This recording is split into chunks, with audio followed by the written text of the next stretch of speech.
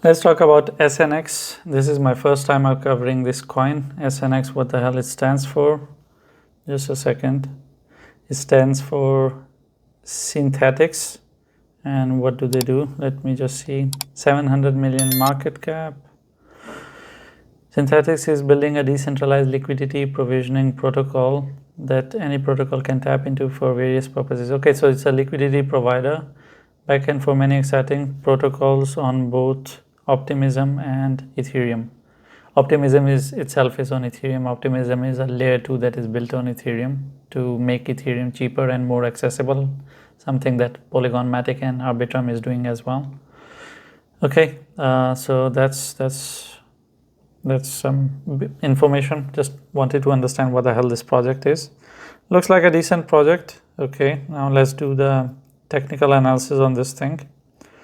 This coin has lived for quite a while. Oh, in 2021 it looked a bit sexy, so maybe that's why people are obsessed with it. Let's look at it on a daily and on a weekly. My god, it has created a double top and has started delivering on it as well. I hope you guys saw this already. I haven't covered this, but this is one big ass double top. That's scary. Anyway, so let's talk about support and resistance.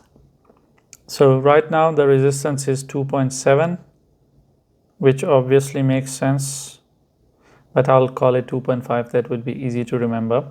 2.5 is your resistance because that's the neckline of this double top on a daily. As long as this thing doesn't go back and conquer 2.5, you should expect SNX to be on a continuous downward trend.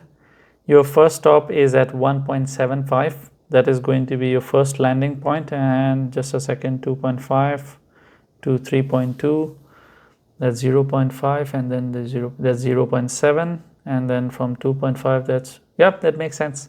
The drop of 1.75 makes sense as well. So your first landing is at 1.75. Of course, $2 is acting as a psychological support, but I think 1.75 makes way more sense for SNX. And it makes sense from the perspective of all these double bottoms as well. This is 1.75 almost.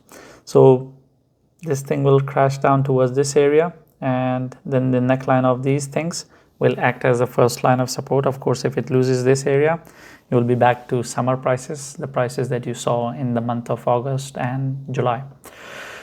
That's SNX for you. There's nothing else for me to add from technicals perspective.